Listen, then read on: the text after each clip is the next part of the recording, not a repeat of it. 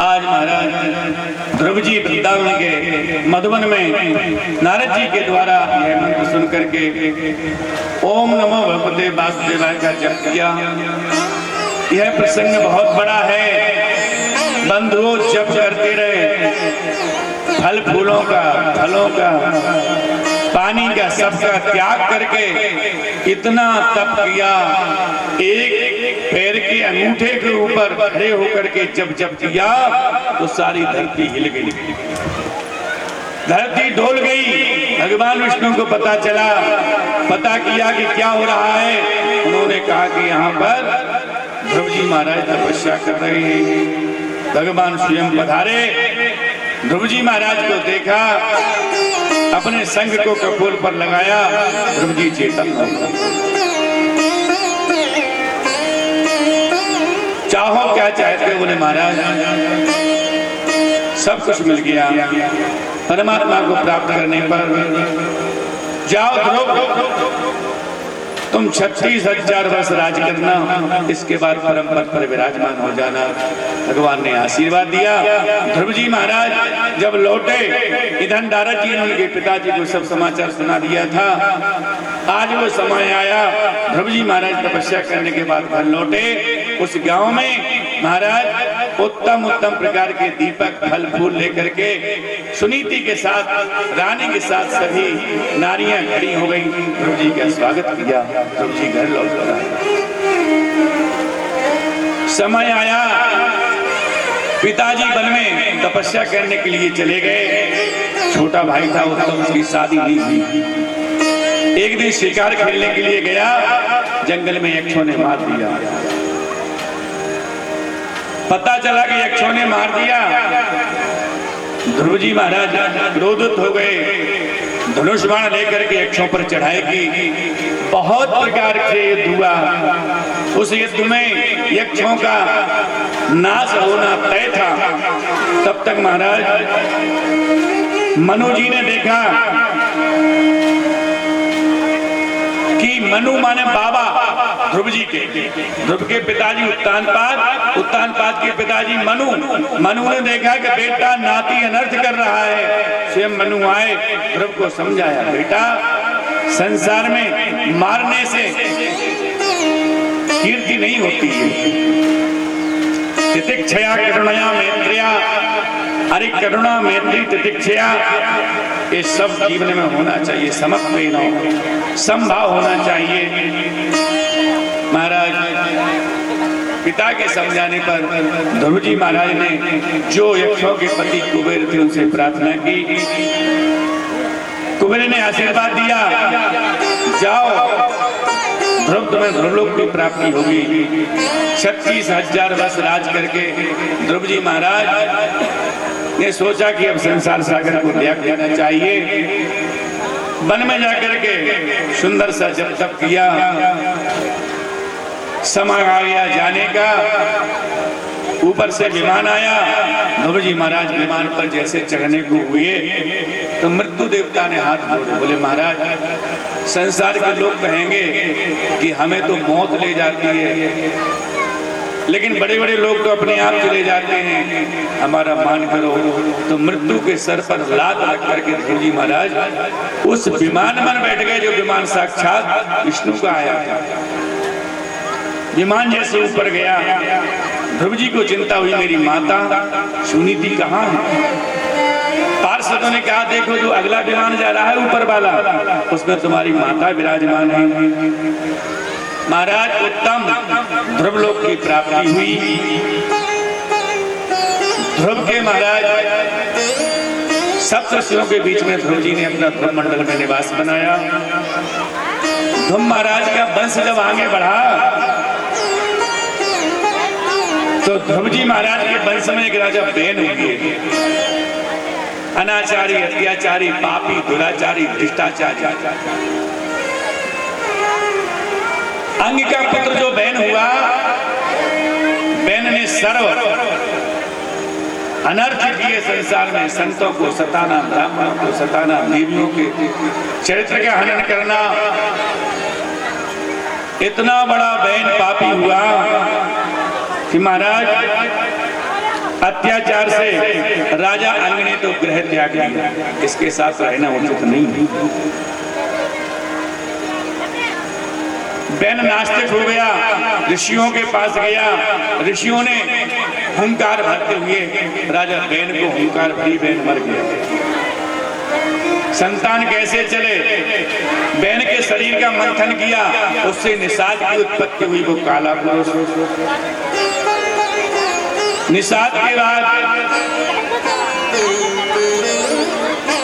Ban का अत्याचार इतना था, न यष्टप्या, न दातप्या, न होतप्या, न हवन, न पूजन, न दान, कुछ नहीं। निषाद की उत्पत्ति हुई, निषाद से जब कोई आगे संतान नहीं तो महाराज उनकी बाहुओं का मंथन किया, बैन की भुजाओं का मंथन किया, तो एक भुजा से अर्ची और एक भुजा से पृथु का जन्म हुआ। उनका राज्याभिषेक कर दिया। पृथु ने प्रजा के लिए पृथ्वी का दोहन किया। जो संसार में आज सारी वस्तुएं हैं, ये सब पृथु महाराज ने पृथ्वी से ग्रहण की। पृथु महाराज ने संसार में 99 यज्ञ संपन्न कर लिए। 100वां यज्ञ संपन्न करने जा रहा था। अश्वमेध यज्ञ करते थे वो, घोड़ा बना हुआ था यज्ञ में। इंद्र को यह भय सताने लगा कि अगर यह राजा पृथु सोयज्ञ कर लेगा तो जो सोयज्ञ करेगा वही इंद्र बनेगा, तो इसका यज्ञ पूर्ण नहीं होना चाहिए। इंद्र ने अपना स्वरूप बदल के, संतों का वेश धर करके और पृथु के यज्ञ से जो घोड़ा बंधा था अश्वमेध का, वो चुरा ले गए। जैसे चुरा के गए, यज्ञ का यश हरण हो गया।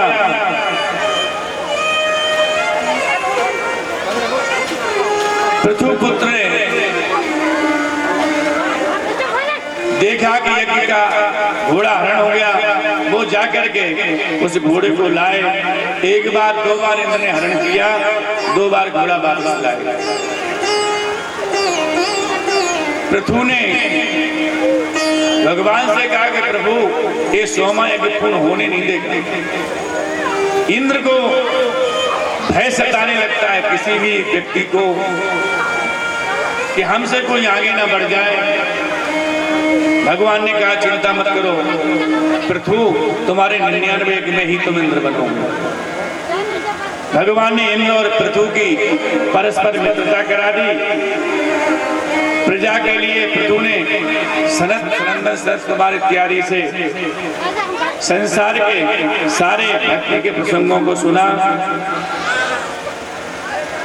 पृथु महाराज का प्रपौत्र प्राचीन बही हुए प्रचेताओं का जन्म हुआ, उनसे रुद्रों का जन्म हुआ। फिर आगे कथा आती है पुरंजन की, वो आध्यात्मिक कथा है। पुरंजन के बारे में सुखदेव जी महाराज कहते हैं, जो अध्यात्म विषय बताया है वो सारा विषय शरीर पर घटाया। हमारे जो मन है, हमारी जो पंच इंद्रियां हैं, हमारे जो नव द्वार हैं, 5 द्वार पूर्व को है, एक दक्षिण को है, एक उत्तर को है।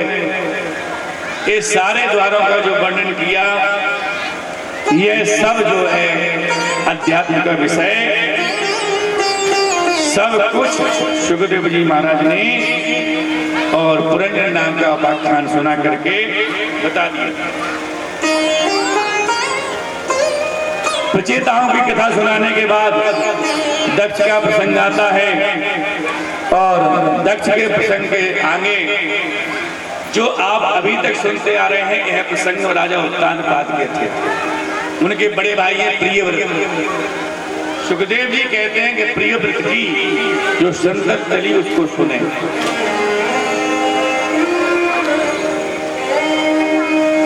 महाराज प्रियव्रत को नारद से ज्ञान की प्राप्ति हुई।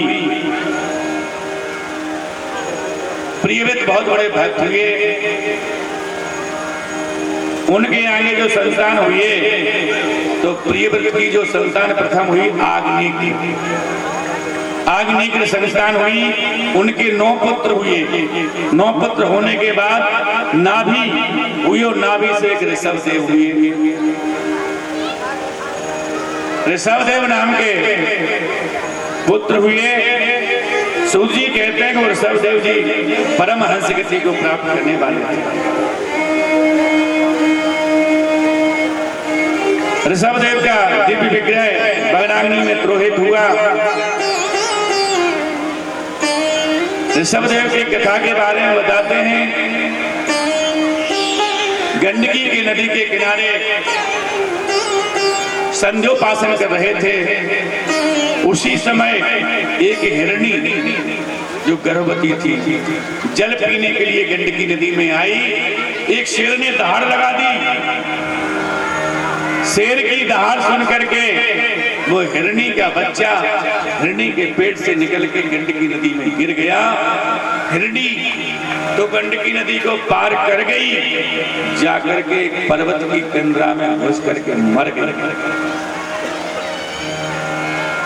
वो बालक जो हिरणी का बच्चा था, मृग शावक था, वह जल में बहते बहते बहते बहते जहां महाराज तपस्या कर रहे थे, ऋषभदेव जी उनकी गोद में उन्होंने उस बच्चे को उठाया, माला एक तरफ रख दी, बच्चे को प्रेम से लालन पालन किया।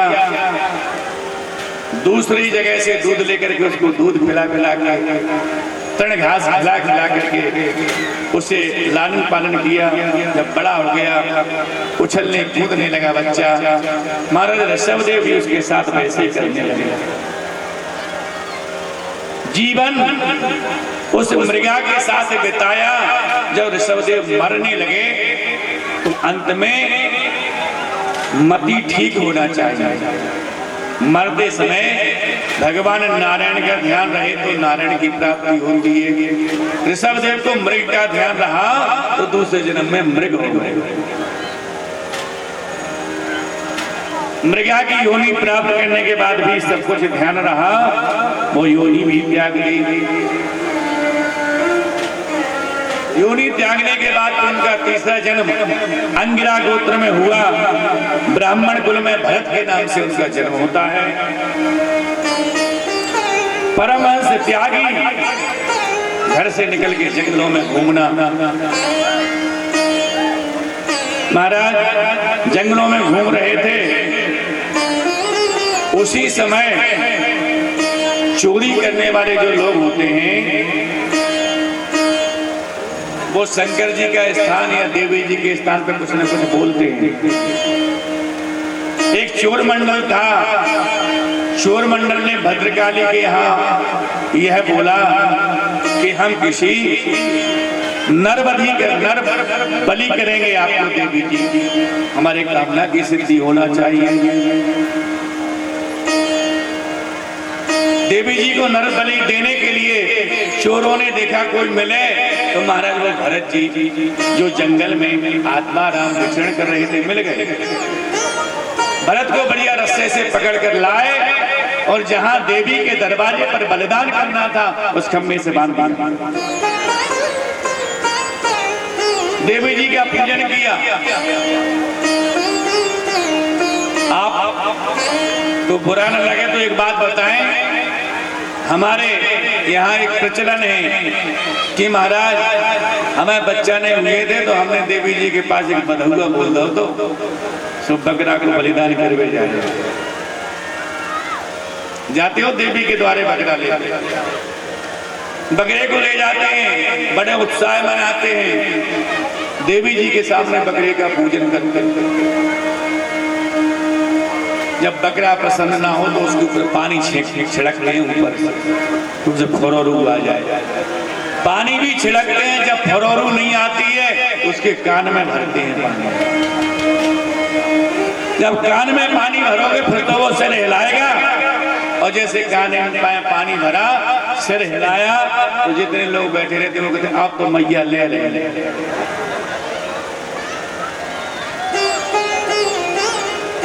आज चोरों ने सामने अंगरा गोत्रीय भरत को बांध दिया।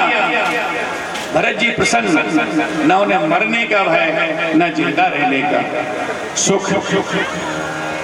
पूजन करके जब चोरों ने देवी जी का पूजन किया, बलिदान को तैयार हुए, उसी समय देवी जी